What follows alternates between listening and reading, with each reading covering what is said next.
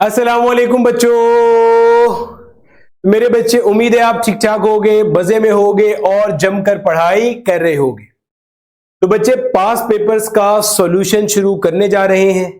जो पास पेपर्स की सीरीज है, इसके अंदर मेरा बेटा हम लोग करेंगे क्या, जो डिफरेंट एमडी कैट की यूनिवर्सिटीज है, या ज्यादा अच्छा टर्म होगा, जो डिफरेंट हमारे पास मेडिकल यूनिवर्सिटीज हैं मेरे बच्चे, इन डिफरेंट मेडिकल यूनिवर्सिटीज के जो पास पेपर्स हैं, ओरिजिनल पास पेपर्स, उनको मेरा बेटा हम लोग सॉल्व करेंगे।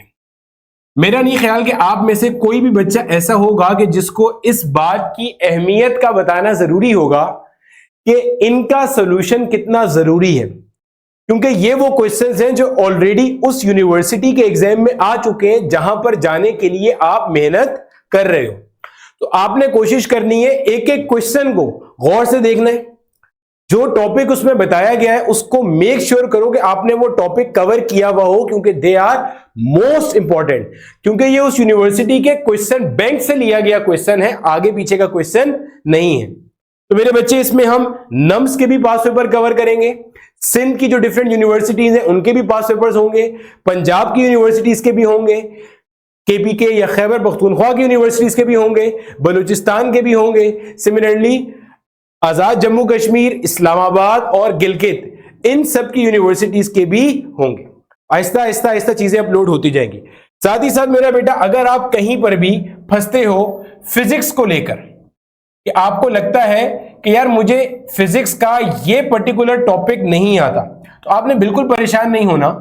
मैंने मेरे बच्चे फिजिक्स के कंप्लीट कोर्स की रिकॉर्डिंग, फिजिक्स का जो मेरा कंप्लीट कोर्स है उसकी रिकॉर्डिंग मैंने YouTube पर अपलोड की हुई है। कंप्लीट कोर्स की रिकॉर्डिंग YouTube पर अपलोड हुई हुई है, क्लास 11 की और क्लास 12 की, डिटेल में पढ़ाया है, एक एक क्वेश्चन को डिस्कस किया है। साथ ही साथ मेरे बच्चे, अगर आप फिजिक्स के अलावा बाकी सब्जेक्ट्स में फंसते हो, केमिस्ट्री में या बायो में या इंग्लिश में या LR में, तो मेरे बच्चे आप हमारा एमडी कैट का कोर्स भी ज्वाइन कर सकते हो, जिसके अंदर आपको इस कंप्लीट कोर्स की तैयारी कराई जाती है। अगर सिर्फ फिजिक्स मसला है तो सिर्फ फिजिक्स के लिए तो मेरे YouTube लेक्चर्स की रिकॉर्डिंग भी मोर देन सफिशिएंट है। ठीक है मेरे बच्चे, तो शुरू करते हैं पास पेपर की series. All the very best. Question number 1 कह रहे हैं in motion of satellites necessary centripetal force is provided by. देखो बेटा, सैटेलाइट क्या होती है, किसी भी प्लेनेट को जो बॉडी आपके पास रिवॉल्व कर रही होती है उस बॉडी को हम कहते हैं आपके पास सैटेलाइट। बड़ी खराब सी डायग्राम है लेकिन समझने के लिए काफी है। फॉर एग्जांपल, अगर हम लोग अपने अर्थ की बात करते हैं तो अर्थ को जो रिवॉल्व कर रहा है एक नेचुरल सैटेलाइट है हमारी, जिसको हम कहते हैं मून। इसके अलावा हम लोगों ने काफी सारी आर्टिफिशियल सैटेलाइट्स भेजी हुई है अर्थ के बाहर आपके पास। ठीक हो गया। तो अब ये जो सैटेलाइट्स हैं, देखो ये सैटेलाइट्स आपके पास, ये भी एक बड़ा मास होता है, सिंपल सी बात है, और प्लेनेट का भी एक मास होता है। देन अकॉर्डिंग टू न्यूटन आपके पास एक मैटर दूसरे मैटर को क्या करता है, अपनी तरफ अट्रैक्ट करता है। इस अट्रैक्शन की वजह से इनको मिलती है नेसेसरी सेंट्रिपिटल फोर्स, जिसकी वजह से ये क्या कर रहे होते हैं, आपके पास इस सैटेलाइट के ऑर्बिट में रोटेट कर रहे होते हैं। ठीक हो गया सर जी। तो सवाल क्या पूछ रहा है कि ये नेसेसरी सेंट्रिपिटल फोर्स कहां से मिली, तो सर ये ग्रेविटेशनल फोर्स की वजह से मिली। वो ग्रेविटेशनल फोर्स जो दो मैटर्स के दरमियान एग्जिस्ट करती है, जिसके बारे में न्यूटन ने बताया था कि gravitational force is directly proportional to the product of masses and inversely proportional to the square of distance between them. तो करेक्ट ऑप्शन हो जाएगा हमारे पास option A, gravitational force. Moving on, question number 2 कह रहे हैं in a ripple tank 40 waves pass through a certain point in 1 second. एक second में जो नंबर ऑफ वेव्स पास होती हैं, सर ये तो फ्रीक्वेंसी की डेफिनेशन होती है। फ्रीक्वेंसी का मतलब होता है number of waves passing through a point in 1 second. तो एक्चुअली यहां पे आपको फ्रीक्वेंसी बता दी, तो फ्रीक्वेंसी हो गई 40 हर्ट्ज, क्योंकि नंबर ऑफ वेव्स जो पास हो रही है एक सेकंड के अंदर वो फ्रीक्वेंसी है, तो फ्रीक्वेंसी आ गई 40 हर्ट्ज। कह रहे हैं the wavelength of the waves is, wavelength को हम लैम्डा से रिप्रेजेंट करते हैं, कितनी आ गई 5 सेंटीमीटर। मीटर में तो ले जाओ, सेंटी का प्रीफिक्स हटेगा तो 10 की पावर -2 लग जाएगा आपके पास। पूछ के रहे then find the speed of the waves, speed find करके दिखाइए। सही है सर जी। देखिए सर, स्पीड का जो फॉर्मूला होता है आपके पास वेव की, वो बराबर होता है एफ लैम्डा, फ्रीक्वेंसी और वेवलेंथ के प्रोडक्ट के। फ्रीक्वेंसी जो हमें गिवन है सवाल में वो है आपके पास 5 एक्सपोनेंट -2। डन हो गया सर। और लैम्डा, सॉरी उल्टा लिख दिया, लैम्डा की वैल्यू पहले लिख दी, कोई बात नहीं, फ्रीक्वेंसी अब लिख दो यार। मल्टीप्लाई में तो आगे पीछे लिख सकते हैं, कम्यूटेटिव होता है मल्टीप्लाई। 45 हो जाएंगे 200, और 200 के आगे क्या लगा हुआ है 10 की पावर -2। तो जैसे ही 10 की पावर -2 को खोलोगे बच्चे तो ये हो जाएगा सिंपली 2। ओके हो गया सर। और यूनिट क्या बनेगा, स्पीड निकालिए तो metre per second. So the answer is 2 metre per second. 2.7 नहीं है, 200 तो बहुत बड़ा हो गया, 3 भी नहीं है, करेक्ट आंसर है हमारे पास option D 2 metres per second. ठीक हो गया जी। Moving on, question number 3। Question number 3 में कह रहे हैं the product of frequency and time period are. देखो बेटा फ्रीक्वेंसी और टाइम पीरियड जो होते हैं ना आपके पास, ये एक दूसरे के रेसिप्रोकल होते हैं। ठीक है जी, ये एक दूसरे के क्या होते हैं हमारे पास, रेसिप्रोकल होते हैं। रेसिप्रोकल का मतलब ये just a second, reciprocal of each other लिख देते हैं पहले ये पूरी स्टेटमेंट। ठीक है, रेसिप्रोकल ऑफ ईच अदर, ये एक दूसरे के क्या होते हैं, रेसिप्रोकल। यानी कि फ्रीक्वेंसी बराबर होती है 1 अपॉन टाइम पीरियड के, और इसी तरीके से टाइम पीरियड बराबर होता है 1 अपॉन फ्रीक्वेंसी के। कह रहे हैं फ्रीक्वेंसी और टाइम पीरियड का प्रोडक्ट निकाल के दिखाइए कितना निकलेगा। तो सर निकाल लेते हैं साइड में, बहुत ही आसान है। फ्रीक्वेंसी का टाइम पीरियड के साथ प्रोडक्ट निकालना है, इसका मतलब फ्रीक्वेंसी को मल्टीप्लाई करना है 1 अपॉन फ्रीक्वेंसी से। क्यों? क्योंकि सर टाइम पीरियड तो फ्रीक्वेंसी का रेसिप्रोकल है ना। एफ काटे गए, क्या आ गया, ये 1 के बराबर आ गया। 2 नहीं, अंडा नहीं, 3 भी नहीं, सर ये बराबर आ गया हमारे पास ऑप्शन डी 1 के। ठीक है जी, तो करेक्ट ऑप्शन हो जाएगा हमारे पास ऑप्शन डी 1। ठीक हो गया जी। आए अगले सवाल पे चलते हैं। Next question, question number 4। Moving on to question number 4। Question number 4 में आपसे कह रहे हैं trough of a wave acts as.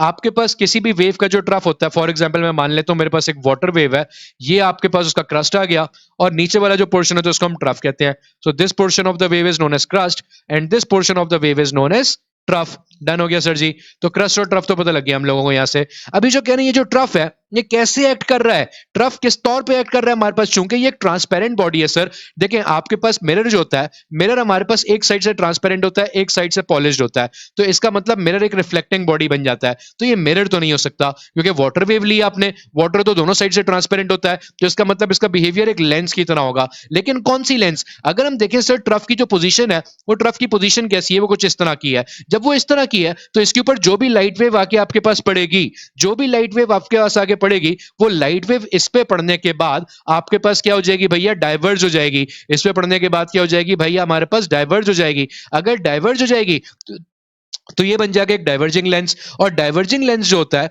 उसका दूसरा नाम हमारे पास होता है बेटा कॉनकेव लेंस। ठीक है जी, तो कॉनकेव लेंस भी कह सकते हैं इसको, डाइवर्जिंग लेंस भी कह सकते हैं हम लोग इसको।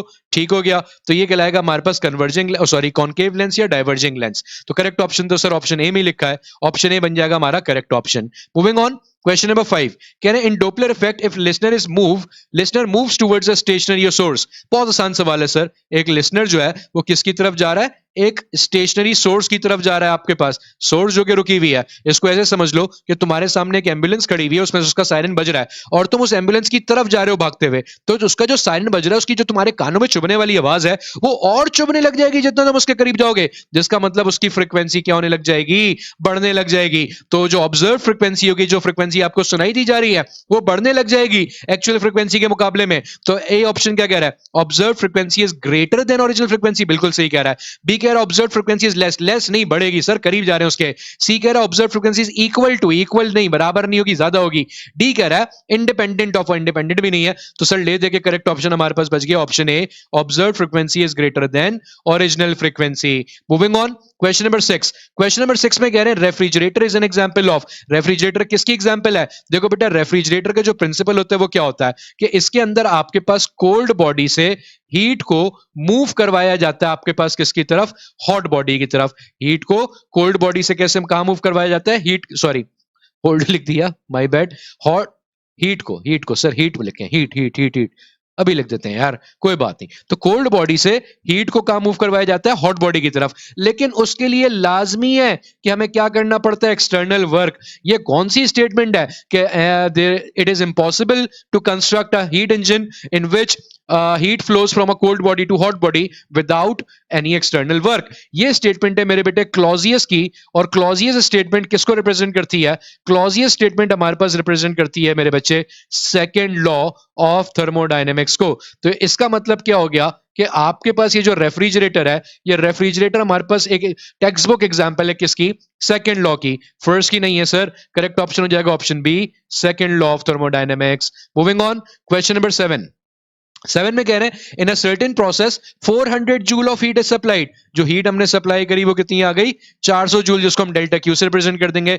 And at the same time 150 joule of work is done by the system, work कितना करके दिया सिस्टम ने आपको 150 जूल, क्योंकि सिस्टम ने किया तो पॉजिटिव वर्क हो जाएगा। कह रहे हैं the increase in internal energy delta U निकाल के दिखाएं, तो सर फर्स्ट लॉ के अकॉर्डिंग डेल्टा यू बराबर होता है डेल्टा क्यू माइनस डब्ल्यू के, हीट कितनी है 400, वर्क कितना है 150, तो आंसर कितना आ जाएगा हमारे पास 250, और एनर्जी निकालिए तो जूल्स। करेक्ट ऑप्शन कौन हो जाएगा, ए में 150 लिखा है, बी में 300 लिखा है, दोनों गलत हो गए, तो करेक्ट ऑप्शन हो गया option C 250 joules. Moving on, question number 8 में कह रहे हैं the rapid escape of air from a burst tyre is an example of, जब कोई टायर फटता है तो टायर के फटने के ऊपर उसके अंदर से जो एयर निकलती है, जो कि आपके पास हवा का बर्स्ट निकलता है एकदम से, ये कौन सी एग्जांपल है? इसमें मेरे बेटे ये एक ऐसी एग्जांपल है जिसमें आपके पास प्रेशराइज्ड एयर जो है वो एस्केप कर रही है विद इन नो टाइम। आप अगर देखें जैसे ही टायर फटता है तो बिल्कुल ना होने के बराबर टाइम में एयर जो है वो एस्केप करती हुई निकल जाती है वहां से, ठीक हो गया। अगर नो टाइम में निकल रही है इसका मतलब आपके पास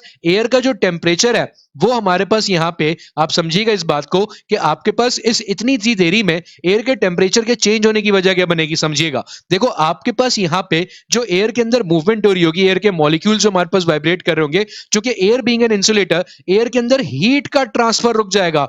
एयर एक इंसुलेटर है तो उसके अंदर हीट का ट्रांसफर नहीं हो पाएगा इतनी जल्दी, क्यों? इंसुलेटर है, हीट ट्रांसफर नहीं कर पाएगी, और एक ऐसा प्रोसेस जिसमें हीट ट्रांसफर नहीं कर पाती, न सिस्टम में जा सकती है न सिस्टम से बाहर आ सकती है, ऐसे प्रोसेस को हम कहते हैं एडियाबैटिक प्रोसेस। तो ना आइसोथर्मल है, ना आइसोबैरिक है, ना आइसोकोरिक है, करेक्ट ऑप्शन है आपके पास option B adiabatic process. Moving on, question number 9 कह रहे हैं the bicycle pumps work on the basis of, bicycle का जो पंप होता है वो किस बेसिस पे वर्क करता है? देखो बेटा सिंपल है आपके पास कि हम लोग क्या करते हैं, हम लोग प्रेशराइज्ड हीट को, सॉरी प्रेशराइज्ड एयर को पंप करते हैं टायर के अंदर। जब हम प्रेशराइज्ड एयर को पंप करते हैं तो हम एक्चुअली इसके ऊपर वर्क कर रहे होते हैं। जो वर्क हम लोग करते हैं वो गैस के अंदर उसकी गैस के मॉलिक्यूल्स को आपके पास हीट अप भी करता है, जिसकी वजह से उसकी इंटरनल एनर्जी भी बढ़ती है हमारे पास, ठीक हो गया सर, ये बात समझ में आती है। तो ये जो आपके पास पूरा का पूरा लॉ है ये किसके ऊपर बेस करा कि यहाँ पे जो हीट है वो बराबर होती है change in internal energy plus जो वर्क डन हो रहा है आपके पास गैस के ऊपर, ठीक है जी उसके। तो इसका मतलब क्या हो गया, ये हम लोगों ने कहां से उठाया सर, ये अभी आप पीछे पिछले एक आध सवाल से पढ़ाते हुए आ रहे हैं, ये हमने उठाया भैया किससे, फर्स्ट लॉ ऑफ थर्मोडायनेमिक्स से। तो इसका करेक्ट आंसर क्या हो जाएगा कि आपके पास जो एक बाइसाइकिल पंप की वर्किंग है वो किसके ऊपर बेस कर रही है, वो बेस कर रही है option A first law of thermodynamics के ऊपर आपके पास। Moving on, question number 10, question number 10 में कह रहे हैं two positive point charges are placed 2 metres apart, दो पॉजिटिव पॉइंट चार्जेस हैं, ये आ गए, इनके दरमियान जो फासला है वो कितना है 2 मीटर्स है, डन हो गया सर। कह रहे थे electric potential at mid point, बिल्कुल बीच वाले पॉइंट पे, इस पॉइंट पे इलेक्ट्रिक पोटेंशियल कितना होगा? अब समझना, अगर मैं बीच वाले पॉइंट पे एक पॉजिटिव चार्ज लेकर आता हूं, एक टेस्ट चार्ज लेकर आता हूं इसके बीच में, इस पॉइंट पे लेकर आता हूं, तो उसको तो सर दोनों तरफ से रिपल्जन मिलेगी, यानी कि इस पॉइंट का जो पोटेंशियल है, पोटेंशियल का मतलब चार्ज को अपने से दूर भगाने की सलाहियत, वो बहुत ज्यादा हो चुकी है, वो दोनों की एड अप हो चुकी होगी यहाँ पे, क्योंकि दोनों ही वहां पे रिपेल करना चाह रहे हैं, तो दोनों की पोटेंशियल जो है वो क्या हो जाएगी मेरे बेटे, अगर हम लोग कॉन्सेप्चुअली समझें कि दोनों का जो पोटेंशियल है वहां पे वो क्या हो जाएगा, एड अप हो जाएगा। एड अप होने का मतलब आपके पास करेक्ट ऑप्शन क्या हो जाएगा, A added to double, B reduce to half, कम तो नहीं हो रहा, रिमेन सेम, गलत, कैंसिल भी नहीं कर रहे एक दूसरे को, दोनों क्या हो रहे हैं, ऐड हो रहे हैं, तो करेक्ट ऑप्शन हो जाएगा A added to double. Moving on, Question 11 कह रहे हैं which of the following is the angle of projection of a projectile if its range is equal to height, if its range is equal to height, range का formula होता है sir v naught square 2 sin theta cos theta divided by g, जबकि height का formula होता है sir v naught square sine square theta divided by 2g, V naught square ने V naught square को काटा, जी ने जी को काटा, एक साइन ने एक साइन को भी काट दिया, तो सर ये जो कॉस है वहां जाके क्या बन जाएगा हमारे पास, साइन अपॉन कॉस बन जाएगा सर, ये बन गया साइन अपॉन कॉस जो कि बराबर होता है एक्चुअली 10 के, और ये जो 2 है ये वहां जाके 2 से मल्टीप्लाई होकर क्या बन जाएगा सर हमारे पास 4, साइन अपॉन कॉस होता है 10, हमें सिर्फ थीटा चाहिए तो 10 दूसरी तरफ जाके बनेगा 10 इनवर्स, और ये हो जाएगा सर 10 इनवर्स ऑफ 4, और मजे की बात 10 इनवर्स ऑफ 4 तकरीबन बराबर होता है 76 डिग्रीज के, तो ए भी नहीं, सी भी नहीं, बी भी नहीं, करेक्ट ऑप्शन हो जाएगा हमारे पास option D 76 degrees. Moving on, question number आपके पास आ गया 12, कह रहे हैं the product of force and time is equal to, force and time का प्रोडक्ट निकालना है, तो मेरे बेटे फोर्स और टाइम को अगर मैं मल्टीप्लाई करता हूं, टाइम को वैसे सर नॉर्मली स्मॉल टी से रिप्रेजेंट करते हैं कैपिटल नहीं, तो फोर्स और टाइम को मल्टीप्लाई करते हैं तो बनेगा क्या सर, ये बनेगा हमारे पास, आए निकालते हैं थोड़ा सा, ये तो देखना पड़ेगा मैं क्या बनता है ये, तो सर ये बनेगा आपके पास फोर्स, फोर्स होता है एम ए आगे आ गया टी, डन हो गया। एक्सेलरेशन होता है sir delta we upon T, rate of change of velocity, तो ये तो टी ने टी को काट दिया, क्या बन गया mass into change in velocity. Mass into change in velocity का मतलब क्या है, final velocity minus initial velocity. Done हो गया सर, यहां तक तो बात समझ में आती है। अच्छा ये हो जाएगा mass into final velocity minus mass into initial velocity. Mass और वेलोसिटी के प्रोडक्ट को तो सर मोमेंटम कहते हैं, तो फाइनल वेलोसिटी आ रही है तो फाइनल मोमेंटम बन जाएगा, इनिशियल वेलोसिटी आ रही है तो इनिशियल मोमेंटम बन जाएगा, और फाइनल में से इनिशियल क्वांटिटी को माइनस करोगे तो उससे निकलता है चेंज, मोमेंटम का चेंज आ गया सर ये तो इसका मतलब फोर्स इनटू टाइम किसके बराबर है, चेंज इन मोमेंटम के। ठीक है, मोमेंटम के नहीं, सिर्फ चेंज इन मोमेंटम के। तो ए कह रहा है एंगुलर मोमेंट, गलत कह रहा है, बी कह रहा है फोर्स, ये भी गलत कह रहा है, सी कह रहा है चेंज इन मोमेंटम, तो that is our correct option, option C सही हो जाएगा, चेंज इन मोमेंटम के बराबर है ये। मूविंग ऑन, क्वेश्चन नंबर 13 में कह रहे हैं the time rate of change of linear momentum. ठीक है, the time rate of change of linear momentum, यानी कि चेंज ऑफ मोमेंटम को डिवाइड कर दो टाइम से, क्या कहलाता है ये सर, ये भी अब पीछे तो निकाल के आए हम लोगों ने, पीछे क्या पढ़ा था पिछले सवाल में, डेल्टा पी किसके बराबर है, फोर्स इनटू टाइम के, टाइम वहां फेंक दो तो डेल्टा पी अपॉन टी किसके बराबर हो जाएगा, फोर्स के, तो ये बराबर आ जाएगा सर हमारे पास सिंपली किसके, फोर्स के, और अगर ये फोर्स के बराबर आ रहा है तो करेक्ट ऑप्शन हो जाएगा हमारे पास option A, force. Moving on, question number 14. Can a 10 Newton force moves a body around a circular path of radius 50 centimetre? ठीक हो गया, आपके पास फोर्स कितनी है, 10 न्यूटन की है। अच्छा कितने रेडियस में मूव करवा रही है, 50 सेंटीमीटर के रेडियस में मूव करवा रही है। कह रहे हैं what is the work done in completing one revolution, एक रेवोल्यूशन कंप्लीट करने में कितना वर्क डन होगा, एक रेवोल्यूशन कंप्लीट करने में कितना वर्क डन होगा, आइए निकालते हैं। देखो बेटा यहाँ पे जो वर्क डन होगा, अगर हम लोग दो कॉन्सेप्ट से चल सकते हैं यहाँ पे, एक कॉन्सेप्ट है एफ डॉट एस कर लें सर, अगर आपके पास डिस्प्लेसमेंट की बात की जाए, एक चक्कर कंप्लीट होने में मतलब है जहां से बॉडी चली थी वापसी वहीं आ गई। ठीक है, अगर बॉडी यहां से चली थी तो वापसी कहां आ गई, यहीं आ गई हमारे पास, तो इसका मतलब अगर इनिशियल और फाइनल पॉइंट सेम हो गए तो डिस्प्लेसमेंट कितनी हो जाएगी, जीरो, और अगर कोई भी वेक्टर मल्टीप्लाई होने में जीरो हो गया तो ओवरऑल वर्क कितना हो जाएगा हमारे पास, जीरो। तो हमेशा याद रखना कि एक रोटेटिंग बॉडी के अंदर जो ओवरऑल वर्क हो रहा होता है वो कितना होता है भैया आपके पास, जीरो। करेक्ट ऑप्शन क्या हो जाएगा, 5, 31.42, 500 सब गलत है, करेक्ट ऑप्शन हो जाएगा सर हमारे पास option B, zero. Moving on, question number 15 कह रहा है 3 kg stone falls from 20 metre height platform. ठीक है, एक 20 मीटर हाई प्लेटफॉर्म है हमारे पास, ये आ गया 20 मीटर हाई प्लेटफॉर्म,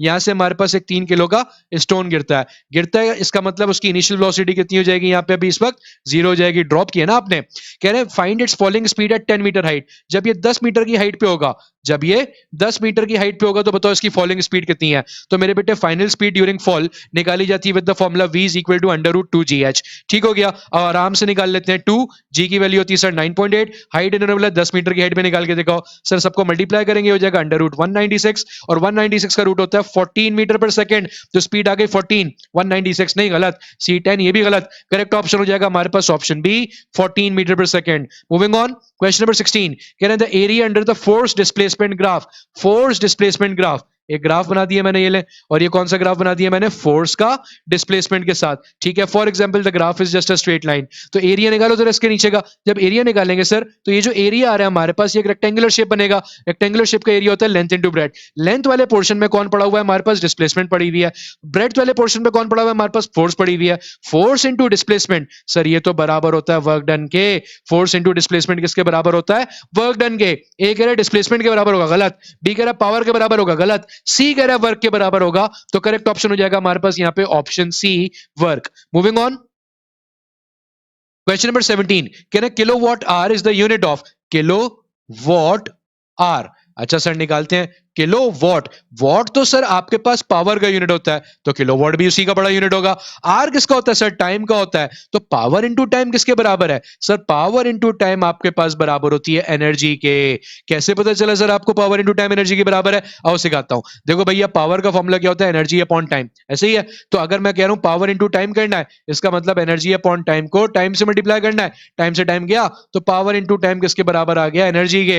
ए कह रहा है इलेक्ट्रिक एनर्जी, बी कह रहा है पावर, सी कह रहा है मोमेंटम, डी कह रहा है टॉर्क, तो करेक्ट ऑप्शन क्या हो जाएगा हमारे पास ऑप्शन ए, इलेक्ट्रिक एनर्जी। मजे की बात, आपके घरों के अंदर जो बिल आता है ना बिजली का, उसमें जो यूनिट्स खर्च होते हैं कि भाई इस महीने आपने 300 यूनिट का बिल भरा, अगले महीने आपने 500 यूनिट का बिल भरा, तो वो जो यूनिट्स होते हैं वो एक्चुअली किलोवाट आवर्स होते हैं कि भाई आपने 400 किलोवाट आवर्स यूज करें, अगर 400 यूनिट यूज किए आपने तो ठीक हो गया, और 1 किलोवाट आवर का जो गवर्नमेंट आपसे चार्ज लेती है जिसको आप मल्टीप्लाई कर देते हो, कुछ टैक्स वैक्स लगाते हो, कुछ तो नहीं, ज्यादा ही टैक्सेस लगाते हो, और आपका बिजली का बिल बन जाता है। ठीक हो गया भाई। मूविंग ऑन, क्वेश्चन नंबर 18 में कह रहे हैं the food we eat in one day, एक दिन के अंदर जो हम खाना खा रहे हैं, has the same energy as, कितनी एनर्जी होती है उसमें आए निकालते हैं। थोड़ी सी बायो और केमिस्ट्री मिक्स हो गई इस सवाल के अंदर। देखो मेरे बेटे, एवरेज ह्यूमन डाइट जो होती है, एक एवरेज ह्यूमन डाइट जो होती है आपके पास, बायो वाले बच्चे ये ज्यादा अच्छे से बात जानते होंगे, और आप तो हैं ही बायो के, क्योंकि एमडी कैट का पास पेपर करा रहा हूं मैं, ठीक है। तो भाई वो आपके पास लेते हैं normally 2500 kilo calories. Sir calories हमारा ऐसा यूनिट नहीं है, जूल्स में जाए, जूल्स में चले जाते हैं, तो 2500 को पहले तो कैलोरी में लेके गए,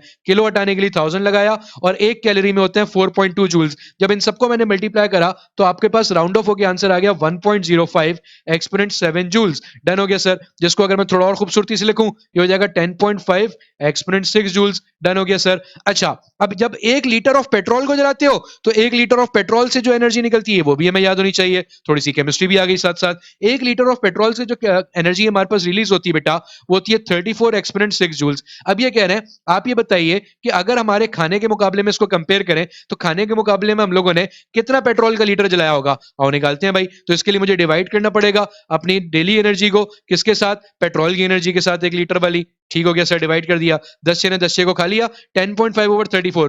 थोड़ी देर के लिए मान लो कि आपके पास सर ये जो है हमारे पास 10 लिखा हुआ है और नीचे 30 लिखा हुआ है। 10/30 अगर लिखा हुआ तो ये हो जाएगा 1 और ये हो जाएगा 3, 10 1 से 10, 10 3 से 30। 1/3 को अगर हम कर लें तो सर ये डेसिमल में आ जाते हैं 0.33। तो तकरीबन किसके बराबर आ गया सर, ये 0.33 लीटर्स ऑफ पेट्रोल के बराबर आ गया आपके पास। ठीक हो गया, तो इसका मतलब आंसर क्या हो जाएगा हमारे पास, सर ऑप्शन ए आ रहा है हमारे पास 0.33 लीटर्स ऑफ पेट्रोल। ठीक हो गया भाई, मूविंग ऑन। 19 कह रहे हैं one complete circle is approximately equal to, एक सर्कल, एक चक्कर जो होता है पूरा, ये एंगल कितना बनाता है, सर ये एंगल बनाता है 360 डिग्रीज। अरे भैया रेडियंस में सवाल पूछा है तो रेडियन में कर लेते हैं, 360 डिग्री बराबर होता है 2 पाई रेडियन के। पाई में तो आंसर ही नहीं सर कोई, तो थोड़ी देर के लिए कर लेते हैं भाई सॉल्व। पाई को अप्रोक्सीमेटली हम 3 लेते हैं, तो ये हो जाएगा सर आपके पास 6 रेडियंस। इसका मतलब अगर मैं पाई की जगह 3 लगा देता हूं तो ठीक हो गया। तो 2 रेडियंस आ रहा गलत, 5 रेडियंस आ रहा गलत, 3 भी नहीं आ रहा। करेक्ट ऑप्शन हो जाएगा हमारे पास option D 6 radians. Moving on, question number 20 कह रहे red light is used in photographic dark room because, क्यों यूज हो रही है भाई red light, more frequency less wavelength, less frequency less wavelength, less frequency more wavelength, या more frequency more wavelength. आओ check करते हैं। देखिए सर ये जो हमारा विजिबल रीजन होता है ना वेबग्योर, जिसमें 7 कलर्स एग्जिस्ट करते हैं जो हम देख सकते हैं, इसको अगर हम लोग आपके पास इस सीक्वेंस में लिखते हैं वेबग्योर वाली, तो इस सीक्वेंस में होता है क्या है कि वेवलेंथ इंक्रीज हो रही है, जिसका मतलब वॉयलेट की वेवलेंथ सबसे कम होती है और रेड की वेवलेंथ हमारे पास सबसे ज्यादा होती है। और मजे की बात, वेवलेंथ और फ्रीक्वेंसी एक दूसरे के इनवर्सली प्रोपोर्शनल है। तो एक अगर वेवलेंथ जिसकी ज्यादा है उसकी फ्रीक्वेंसी क्या होगी, सबसे कम, और जिसकी वेवलेंथ सबसे कम है उसकी फ्रीक्वेंसी क्या हो जाएगी, सबसे ज्यादा। आओ अब रेड के ऊपर बात करते हैं। रेड के अंदर क्या आ रहा है, वेवलेंथ ज्यादा आ रही है सर और फ्रीक्वेंसी कम आ रही है। वेवलेंथ ज्यादा तो मोर फ्रीक्वेंसी नहीं मोर वेवलेंथ होगा। अच्छा यहां तो लेस वेवलेंथ, ये भी गलत हो गया। ऑप्शन सी मोर वेवलेंथ है और लेस फ्रीक्वेंसी, बिल्कुल सही है। फ्रीक्वेंसी कम है और वेवलेंथ हमारे पास ज्यादा है, तो करेक्ट ऑप्शन हो जाएगा option C. Moving on, question number 21 में कह रहे हैं for gaining an atomic spectrum in evacuated glass tube is filled with. अच्छा जी, एटॉमिक स्पेक्ट्रम के लिए हम लोग इवैक्यूएटेड ग्लास ट्यूब को इसमें से किस में से फिल, कौन सी गैस से फिल करते हैं। सर हम लोगों ने एटॉमिक स्पेक्ट्रम के चैप्टर में आंखें खोल के और बारहा जो जिक्र पढ़ा है वो किसका पढ़ा है हम लोगों ने, हाइड्रोजन का, हाइड्रोजन के स्पेक्ट्रम का, जिसको हम Lyman, बामर, Paschen, bracket, fund series में भी तोड़ते हैं। तो इवैक्यूएटेड ग्लास ट्यूब में भी मेरे बेटे याद रखिएगा, क्योंकि हम लोगों को वहां पे लाइन स्पेक्ट्रम चाहिए होता है, एटॉमिक स्पेक्ट्रम बनाना होता है, तो उसमें हम किसको यूज करते हैं, हाइड्रोजन को। नियॉन को यूज करते हैं, गलत, कार्बन डाइऑक्साइड भी नहीं। करेक्ट ऑप्शन हो जाएगा option B, hydrogen. Moving on,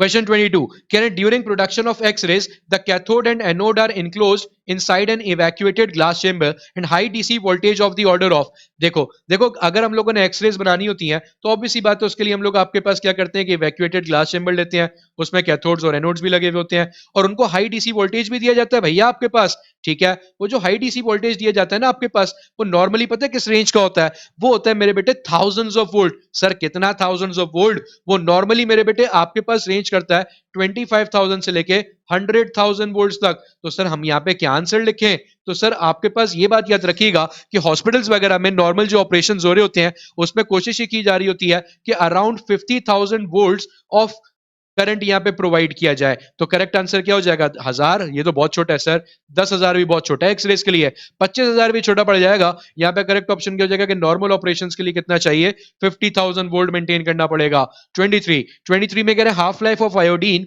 is 8 days. ठीक हो गया। हाफ लाइफ का मतलब क्या है सर? हाफ लाइफ का मतलब है वो दौरानिया, वक्त की वो वैल्यू जिसमें जो भी आपने मटेरियल उठाया रेडियो एक्टिव मटेरियल वो आधा रह जाए, आधा डिके हो जाए आपके पास। कह रहे हैं आज मैंने 20 मेगाग्राम लिया, ठीक है, मेगाग्राम कह रहा हूं सॉरी, मिलीग्राम्स, 20 मिलीग्राम्स लिया और आपसे पूछ रहे हैं अब बताओ कि 2 हाफ लाइफ गुजरने के बाद कितना रह जाएगा? तो सर अगर आज मेरे पास 20 mg है, एक हाफ लाइफ गुजरने का मतलब आधा रह जाएगा, 10 mg रह जाएगा, 20 का आधा 10, और दूसरी हाफ लाइफ गुजरने के बाद इसका मतलब इसका भी आधा कितना रह जाएगा? 5 ग्राम। तो ए कह रहा है 10, सी कह रहा है 2.5, डी कह रहा है 1.25, सब गलत है सर। करेक्ट हो जाएगा option B, 5 milligrams. Moving on, question number 24. कह रहे 4.5 exponent 9 years is the half life of, ये किसकी हाफ लाइफ लिखी है? तो सर अगर हमने टेबल याद किया हो तो हमारे लिए आसानी है। देखें भैया, अगर हम बात करते हैं ऑप्शन ए यूरेनियम 234 की, तो बेटा इसकी हाफ लाइफ होती है अराउंड 245,500 ईयर्स। ठीक है जी, यानी कि 245,500 ईयर्स, तकरीबन 2,50,000 साल के करीब है। सर ये तो आपके पास 10 की पावर 9, 10 की पावर 9 का मतलब होता है बिलियन, बिलियंस में जा ही नहीं रही, ये तो 100,000 में चल रही है, तो ये तो नहीं हो सकता, गलत काट देते हैं। U235 की बात कर लेते हैं। यूरेनियम का जो 235 वाला आइसोटोप है, इसकी हाफ लाइफ होती है आपके पास तकरीबन 0.7 एक्सपोनेंट 9 ईयर्स। सर एक्सपोनेंट 9 में तो आ गया, लेकिन पहला नंबर बहुत छोटा है, हमारे पास 4.5 का पूछ रहे हैं, इसका 0.7 आ रहा है, तो इसको भी काट देते हैं थोड़ी देर के लिए। यूरेनियम 238 की बात करते हैं। 238 की जो हाफ लाइफ होती है बेटा, वो होती है हमारे पास 4.468 एक्सपोनेंट 9 ईयर्स। सर ये थोड़ा करीब करीब लग रहा है, इसको अगर अप्रोक्सीमेट ले लें तो ये हो जाएगा 4.5 एक्सपोनेंट 9 ईयर्स, तो that will become your correct option. तो इसका मतलब ये किसकी हाफ लाइफ लिखी है? यूरेनियम के 238 आइसोटोप की लिखी है। तो सर कार्बन 14 की कितनी होती है वो भी बता दें। अच्छा यहां तक याद हो गया तो वो भी कर लेते हैं भैया। कार्बन 14 की तो बहुत ही कम होती है इन सबके मुकाबले में, वो होती है 5,730 साल। है तो बहुत ज्यादा वैसे, लेकिन यूरेनियम्स के मुकाबले में तो बहुत कम है। तो करेक्ट ऑप्शन इसलिए हमारे पास क्या हो जाएगा? Option C. ठीक हो गया भाई, let's move on. Question number 25 कह रहे हैं charge Q on a capacitor is doubled. अगर मैं एक कैपेसिटर के ऊपर जो चार्ज स्टोर हुआ है क्यू, उसको डबल कर दूं, then stored energy will be, normally stored energy का जो फॉर्मूला होता है सर, वो होता है हमारे पास half Q square divided by C, जिसमें क्यू होता है चार्ज और सी होती है कैपेसिटेंस। अब ये कह रहे हैं एनर्जी छिड़ जाएगी, कब छिड़ेगी, कितनी छिड़ेगी? जब आप चार्ज को क्या कर देंगे? डबल कर देंगे। तो 2q का स्क्वायर लगा दिया मैंने सर, 2 का स्क्वायर बनेगा 4, जिसको बाहर निकाल दिया पूरे फॉर्मूले से, अंदर बच गया हाफ क्यू स्क्वायर ओवर सी। डन हो गया सर, ये तो पिछली एनर्जी के बराबर है, तो छिड़ी हुई एनर्जी कितनी हो जाएगी पहले के मुकाबले में? सर 4 गुना हो जाएगी। अगर 4 गुना हो जाएगी तो आओ करेक्ट आंसर ढूंढे। ए कह रहा है 2 गुना, गलत। बी सी कह रहा है आधा, आधा भी गलत। बी कह रहा है 3 गुना, ये भी गलत। तो करेक्ट ऑप्शन कौन रह जाएगा हमारे पास? Option D, 4u। Moving on, question number 26 कह रहे हैं by increasing the area of plates and decreasing the distance between them the capacitance of a capacitor। देखें भैया, capacitance of a capacitor का फॉर्मूला होता है C is equal to A epsilon naught over D, जिसमें A होता है मेरे बेटे एरिया ऑफ प्लेट्स, जबकि D क्या होता है हमारे पास? डिस्टेंस बिटवीन द प्लेट्स, उन प्लेट्स के दरमियान कितना डिस्टेंस मौजूद है। तो अब ये आपसे क्या कह रहे हैं, सवाल की कंडीशन देखो, कह रहे हैं एरिया डिक्रीज कर दो, एरिया क्या, सॉरी एरिया इंक्रीज कर दो, माय बैड, एरिया इंक्रीज कर दो। भैया एरिया इंक्रीज करोगे तो एरिया और कैपेसिटेंस तो सर डायरेक्टली प्रोपोर्शनल है, आमने सामने लिखे हुए हैं, कैपेसिटेंस भी इंक्रीज होगी। और आगे क्या कह रहे हैं? डिक्रीज क्या कर दो? डिस्टेंस डिक्रीज कर दो। डिस्टेंस डिक्रीज कर दोगे तो सर ये और कैपेसिटेंस इनवर्सली प्रोपोर्शनल है, अगर डिस्टेंस डिक्रीज करोगे तब भी कैपेसिटेंस इंक्रीज होगी। तो ओवरऑल इंपैक्ट क्या पड़ जाएगा कि कैपेसिटेंस इंक्रीज होने वाली है हमारे पास। करेक्ट ऑप्शन क्या बन जाएगा फिर हमारे पास सर? Option A, increases. Moving on, question number 27 में कह रहे हैं if we double the separation between two charges then Coulomb's force will be। Normally देखो बेटा, दो चार्जेस के दरमियान जो कूलम फोर्स होती है उसका फॉर्मूला होता है K Q1 Q2 over R square. कह रहे हैं कूलम फोर्स छिड़ जाएगी, कब छिड़ेगी? जब हम लोग इन दो चार्जेस Q1 और Q2 के दरमियान जो फासला है R, इसको क्या कर देंगे? डबल कर देंगे। चलो करके देखते हैं डबल। सर ये जो 4 बना है इसको बाहर निकाल लिया हम लोगों ने, बाकी का फॉर्मूला अंदर रहने दिया K Q1 Q2 divide by R square, और ये तो सर पुरानी फोर्स के बराबर था, तो इसका मतलब छिड़ी हुई फोर्स जो है वो पहले के मुकाबले में कितनी हो गई सर? 4 गुना कम हो गई, 1/4 रह गई है। ए कह रहे डबल, पागल हो गया, बी कह रहे आधी रह गई, नहीं आधी नहीं, 4 गुना कम, सी कह रहे 4 गुना बढ़ गई, ये भी गलत है। करेक्ट ऑप्शन हो जाएगा ऑप्शन डी, 1/4 हो चुकी है वो। मूविंग ऑन, क्वेश्चन नंबर 28, कहने the power of an electric bulb is 100 watts. ठीक हो गया सर, पावर बता दी। Is connected to 110 volt, voltage बता दिया। रेजिस्टेंस निकालनी है सर, पावर का फॉर्मूला होता है वी स्क्वायर ओवर आर, तो रेजिस्टेंस का हो जाएगा वी स्क्वायर, वोल्टेज का square divide by power, voltage का स्क्वायर हो जाएगा 110 का स्क्वायर डिवाइड बाय पावर कितनी है 100। अच्छा 110 के स्क्वायर को कैसे ट्रीट करोगे? पहले लोगे 11 का स्क्वायर, जो कि होता है 121। एक अंडे का स्क्वायर का मतलब 2 अंडे लग जाएंगे, डिवाइड में आ गया 2 अंडे, 2 अंडों से 2 अंडे कट गए हमारे पास, तो आंसर बच गया 121। आपने निकाली क्या सर रेजिस्टेंस? यूनिट लग जाएगा ओम्स, 121 ओम्स। ए कह रहा है 11 ओम, गलत कह रहा है। सी कह रहा है 20 ओम, गलत कह रहा है। डी भी गलत कह रहा है 200 ओम्स, तो करेक्ट ऑप्शन हो जाएगा हमारे पास option B, 121 ohms. Moving on, question number 29, can a terminal voltage VT of the battery is greater than EMF of the battery when. देखो मेरे बेटे, अब इस बात को समझना, आपके पास जब हम लोग किसी बैटरी को चार्ज कर रहे होते हैं, जब भी हम किसी बैटरी को चार्ज कर रहे होते हैं, तो बैटरी को चार्ज करते वक्त क्या होता है कि आपके पास मेरे बच्चे आपका जो लोड होता है, फॉर एग्जांपल मेरे घर में यूपीएस लगा हुआ है, जब लाइट आ रही है तो मेरे घर से जो बिजली जा रही है वो यूपीएस को चार्ज कर रही है। वो किसको चार्ज कर रही है? वो बैटरी को चार्ज कर रही है। अब बैटरी को जो एनर्जी चाहिए उसको हम कहते हैं ईएमएफ। डन हो गया। तो मुझे जो एनर्जी प्रोवाइड करनी पड़ेगी वो ईएमएफ से ज्यादा होनी चाहिए ना। मैं जो टर्मिनल पोटेंशियल डिफरेंस प्रोवाइड करूंगा वो ईएमएफ से ज्यादा होना चाहिए। क्यों? जब वो ईएमएफ से ज्यादा होगा तभी तो उसको उसके मुताबिक एनर्जी मिलेगी, क्योंकि जब बैटरी में जो एनर्जी हम देते हैं वो जाती है तो कुछ एनर्जी तो इंटरनल रेजिस्टेंस को ओवरकम करने में चली जाती है, बाकी उसकी ईएमएफ बन के स्टोर होगी उसके अंदर, जिसका मतलब मुझे ईएमएफ से ज्यादा एनर्जी देनी पड़ेगी। जब मैं उससे ज्यादा वर्क करूंगा आपके पास तभी जाके कुछ हिस्सा रेजिस्टेंस में टूटेगा, बाकी मिल जाएगा ईएमएफ के तौर पे बैटरी को। तो इसका मतलब मुझे टर्मिनल वोल्टेज ईएमएफ से बड़ा रखना पड़ेगा अगर मैं चार्जिंग करना चाहता हूं तो। करेक्ट ऑप्शन क्या हो जाएगा? कह रहे हैं VT बड़ा होगा बैटरी के ईएमएफ से, कब? जब हम चार्जिंग कर रहे होंगे। तो करेक्ट ऑप्शन क्या हो जाएगा? Option A, battery is charging. Moving on, question 30, कह रहे थे temperature coefficient of semiconductor is negative. Semiconductor का टेम्परेचर कोफिशिएंट नेगेटिव होता है। टेम्परेचर कोफिशिएंट अल्फा को हम डिफाइन करते हैं delta R upon R naught delta T. अब देखो ये नेगेटिव कब हो सकता है? सिंपली ये नेगेटिव कब हो सकता है हमारे पास? जब हमारे पास अगर डेल्टा टी की वैल्यू पॉजिटिव में हो, ठीक है, तो डेल्टा आर की वैल्यू किस में आ जाए? नेगेटिव में आ जाए। इसका मतलब क्या हुआ? जैसे जैसे टेम्परेचर बढ़ रहा है, डेल्टा टी पॉजिटिव होने का मतलब चेंज पॉजिटिव है ना, टेम्परेचर का चेंज पॉजिटिव का मतलब टेम्परेचर बढ़ रहा है, तो रेजिस्टेंस का चेंज नेगेटिव हो जाएगा, यानी कि रेजिस्टेंस क्या होगी? कम होगी। तो इसका मतलब टेम्परेचर के बढ़ने से रेजिस्टेंस क्या हो रही होगी? कम हो रही होगी, तब जाके अल्फा क्या बनेगा हमारे पास? नेगेटिव बनेगा। Basic maths. तो सर ए कह रहा है resistance increases with increase of temperature. नहीं भाई, रेजिस्टेंस कम हो रही है टेम्परेचर बढ़ने से। बी कह रहा है resistance decreases with increase of temperature. बिल्कुल सही कह रहा है, तो करेक्ट ऑप्शन हो जाएगा हमारे पास ऑप्शन बी।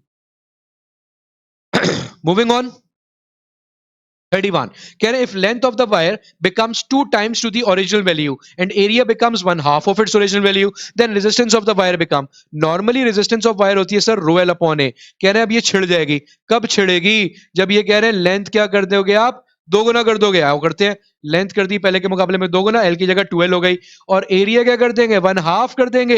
एरिया हाफ हो जाएगा आपके पास। डन हो गया सर। ये 2 जो सबसे नीचे टॉप पे जाएगा, ऊपर वाले 2 से मल्टीप्लाई होकर 4 बनाएगा, और रो एल अपॉन ए को अलग लिख देते हैं। मजे की बात, ये रो एल अपॉन ए तो सर ओरिजिनल रेजिस्टेंस है, तो सर छिड़ी हुई रेजिस्टेंस पहले के मुकाबले में कितनी हो गई हमारे पास? 4 गुना बड़ी हो गई। तो इसका मतलब 4 गुना बढ़ जाएगी रेजिस्टेंस। ए कह रहा है डबल होगी, डबल नहीं 4 गुना। सी कह रहा है आधी, आधी नहीं भाई 4 गुना हो रही है। डी कह रहा है 1/4, 4 गुना कम नहीं 4 गुना बढ़ रही है। तो करेक्ट ऑप्शन है हमारे पास option B, 4 times. Moving on, question number 32, कह रहे हैं the unit of resistivity is. और निकालते हैं सर, आपने पीछे भी फॉर्मूला लिखा था सर इसका, रेजिस्टेंस बराबर होती है रो एल अपॉन ए के, जिसमें रो होता है रेजिस्टिविटी जो कि मटेरियल और टेम्परेचर डिपेंडेंट कांस्टेंट है, और ये हो जाएगा आपके पास R A over L. Resistance का यूनिट होता है सर ओम, एरिया का होता है मीटर स्क्वायर, लेंथ का होता है मीटर। 1 मीटर ने 1 मीटर को काटा, बचा क्या सर हमारे पास? ओम मीटर्स। तो रेजिस्टिविटी का यूनिट क्या आ गया? ओम मीटर। ए कह रहा है सिर्फ ओम, गलत कह रहा है। सी कह रहा है ओम अपॉन, अपॉन नहीं मल्टीप्लाई है। तो करेक्ट ऑप्शन हो जाएगा option B, ohm multiply by metre. Moving on, question number 33, कह रहे हैं 1 किलोवाट आवर किसके बराबर है जूल्स में? आए निकालते हैं सर, 1 किलोवाट आवर जूल्स में किसके बराबर है, ये हम लोगों ने निकाल के दिखाना है। आए निकालते हैं सर, 1 किलोवाट आवर ठीक है सर, करते हैं इसको कन्वर्ट। देखें भाई, जब मुझे 1 किलोवाट से, ये बात याद रखनी है कि जूल जो होता है मेरे बेटे, 1 जूल जो होता है ये बराबर होता है 1 वॉट इनटू सेकंड के। क्यों सर? क्यों? क्योंकि आपने पीछे पढ़ाया था आपको भाई मैंने, एनर्जी बराबर होती है पावर इनटू टाइम के। एनर्जी का यूनिट जूल, पावर का वॉट, टाइम का सेकंड, तो जूल बराबर होता है वॉट सेकंड के। तो मुझे किलोवाट से किस में जाना है? वॉट में जाना है। किलोवाट से वॉट में जाने के लिए मुझे क्या लगाना पड़ेगा भाई? 1000 से मल्टीप्लाई। और आर से किस में जाना है? सेकंड्स में जाना है। तो मुझे किससे मल्टीप्लाई करना पड़ेगा? 3600 से। मैं चले जाऊंगा जूल्स में। आए मल्टीप्लाई करते हैं सर इसको। तो सर ये बन जाएगा 3.6। कितने अंडे? 3 अंडे, 2 अंडे और 1 पॉइंट का, तो ये हो जाएंगे आपके पास 10 की पावर 6 जूल्स। 3.6 exponent 6 joules. ए तो बहुत ही गलत कह रहा है, सी भी बहुत गलत कह रहा है, डी भी बहुत गलत कह रहा है। करेक्ट ऑप्शन एक ही हो गया, ले देखे option B 3.6 exponent 6 joules. Moving on, question number 34 कह रहे इफ इट इज अ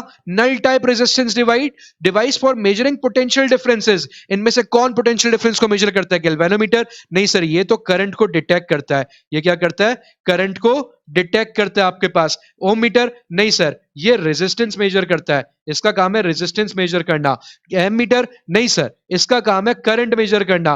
तो ले देखिए हमारे पास एक ही बच गया आपके पास, और वो बच गया ऑप्शन डी पोटेंशियोमीटर। तो करेक्ट ऑप्शन भी यही हो जाएगा। और याद भी रखना है पोटेंशियोमीटर करता है क्या मेरे बच्चे?